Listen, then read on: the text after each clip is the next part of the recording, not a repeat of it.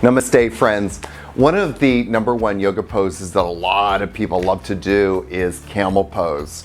Camel Pose is a very, for all intents and purposes, a challenging pose. I remember I used to take this Bikram yoga class, and it was New Year's, and so we took the class and we celebrated New Year's at 12 o'clock by doing Camel Pose. And the challenge was to do it for 3 minutes. Can you hold Camel Pose for 3 minutes?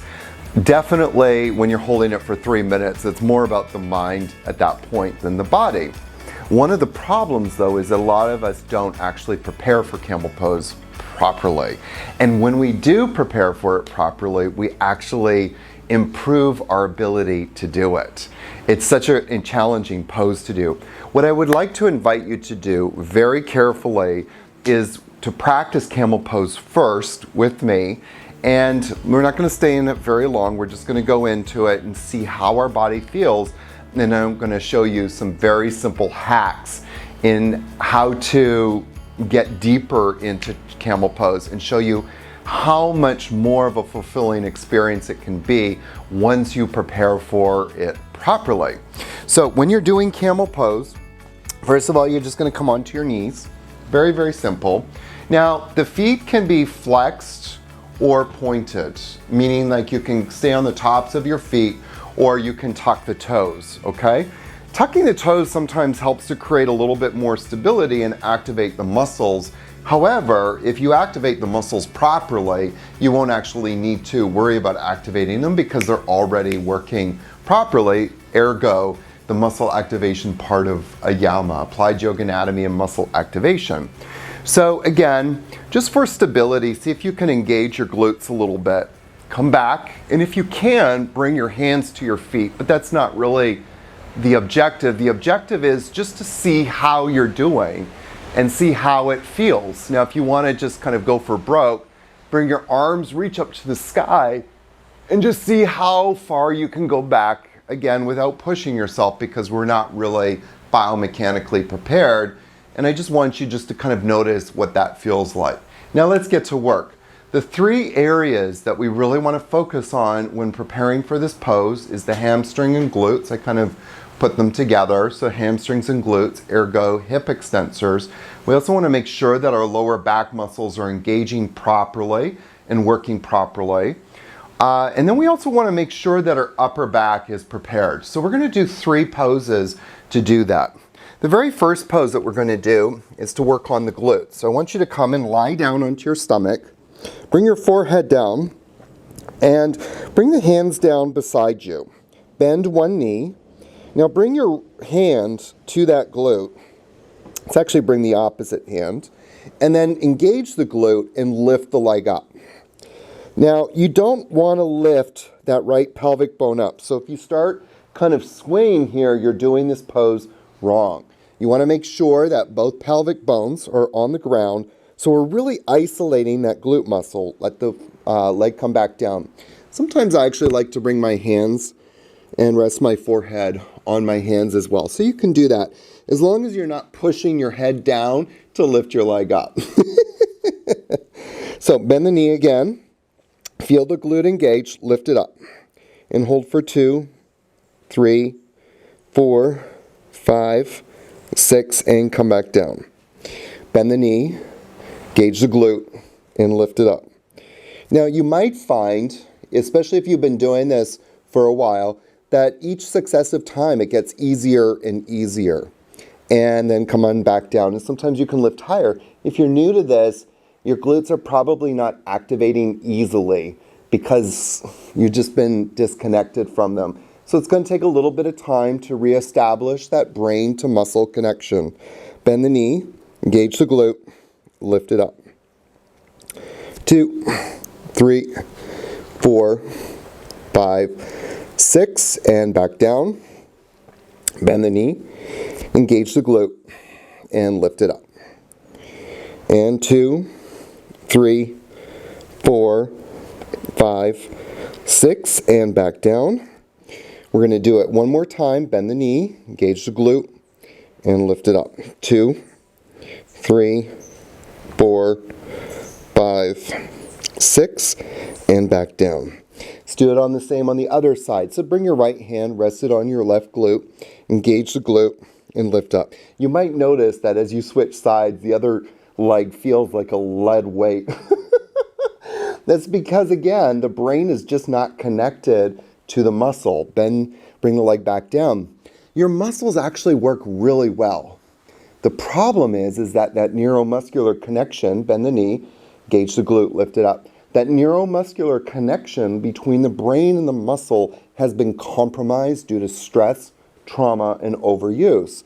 And then lower the leg back down, bend the knee, engage the glute, lift it up. So as you are doing these exercises, we're refortifying that connection between the brain and the muscle. And then back down. The glute is such an important muscle to get strong, get activated, to fortify that neuromuscular connection. Bend the knee, engage the glute, and lift it up. 2, 3, 4, 5, 6, and back down. Bend the knee, engage the glute, lift it up. Now you might notice that it doesn't feel so much like a lead weight anymore. And then back down. Bend the knee, engage the glute, lift it up. And 2, 3, 4, 5, 6, and back down. Bend the knee, engage the glute, last one, and lift it up. 2, 3, 4, 5, 6, back down. Excellent. So the next pose we're going to do is to activate one of the key muscles in the back, which is called the multifidus. Okay, there's a few muscles in the lower back that we want to get strong. One of the key ones is the multifidus. Multifidus actually stabilizes directly the joints of the spine. Really important muscle to make strong. If I was to test 1,000 people's multifidus, probably 999 of them would test weak. So the multifidus is not working in most people, which is why a lot of people are dealing with herniated discs. So come on to all fours. This pose is called quadruped. It activates the multifidus beautifully. So you're going to, first of all, start by lifting your right leg. That's 1, 2, lower the hip.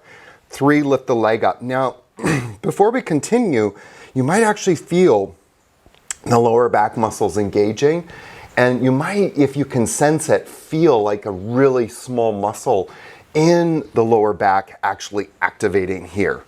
Okay, number 4, lift the left arm, and then 5, lift the arm and leg. Very good. Now I like to add a little bit of a twist here. So I'm going to twist my torso as much as I can to the left without lowering that right leg. Holding it there, and then back down. Lift your left leg up. Lower the hip. Lift the leg up higher. Again, you should feel the lower back muscles working. Lift the right arm. Lift both the arm and the leg. There you go. 2, 3, 4, 5, 6, and back down. Lift the right leg, lower the hip. Leg up higher, lift the arm and leg. Good, and then twist. 2, 3, 4, 5, 6.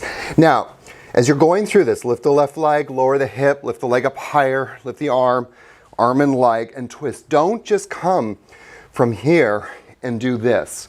Go through the steps properly so that you start to really isolate that multifidus muscle as much as you can. Lower down.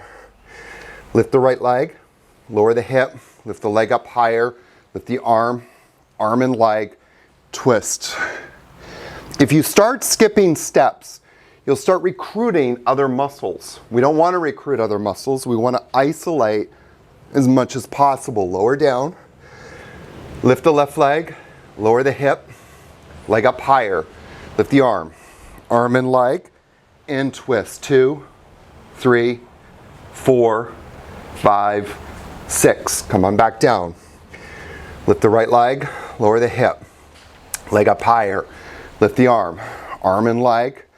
And twist. 2, 3, 4, 5, 6. Lower down. Lift the left leg, lower the hip. Leg up higher. Lift the arm. Arm and leg. Twist. 2, 3, 4, 5, 6. Back down. Lift the right leg, lower the hip. Lift the leg up higher. Lift the left arm, arm and leg. Twist. 2, 3, 4, 5, 6. Lower down. Last one. Lift the left leg, lower the hip, leg up higher.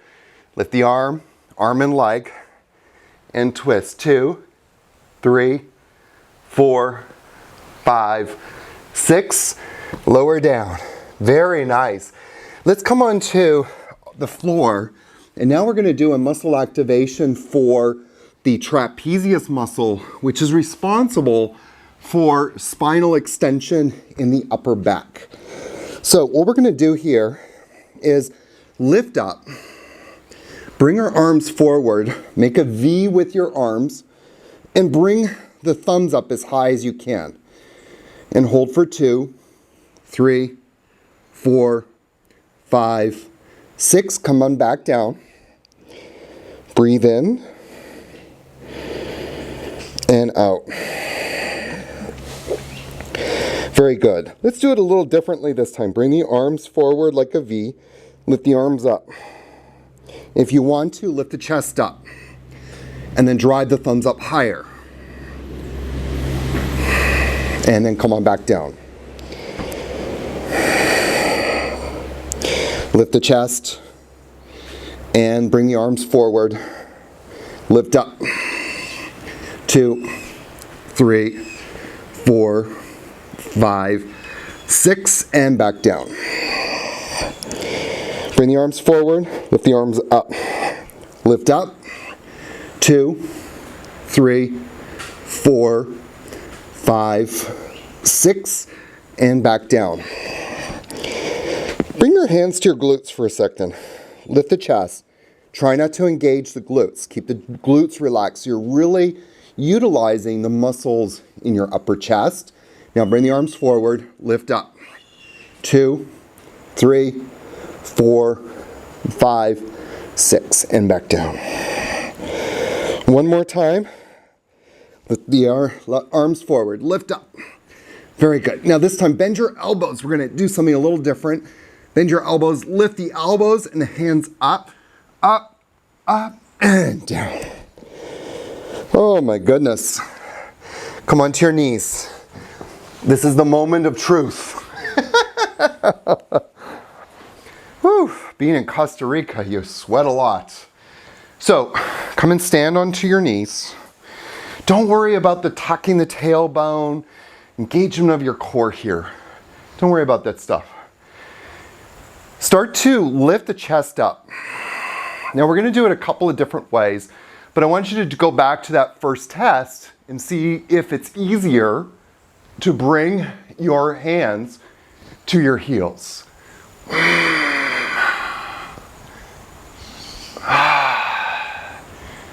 Like for me, it's more like butter. Sometimes you'll notice you can go deeper, but it's more about that inner feeling of stability. So how do you get more stable? But this is also one of my favorite tests. Bring the arms up. Now reach up, squeeze your glutes. Squeeze your glutes. Start to go back. Now I don't know about you, but I feel so much more stable. It doesn't sound like it, but I do. Can you go back a little bit further? Ah, yes. Oh, delicious. Hallelujah. Oh, you know, took us about 15 minutes to go through this little routine. One of the questions I often ask my student teachers is, how many yoga postures do you really think it takes to feel connected, to stabilize and feel that oneness within yourself.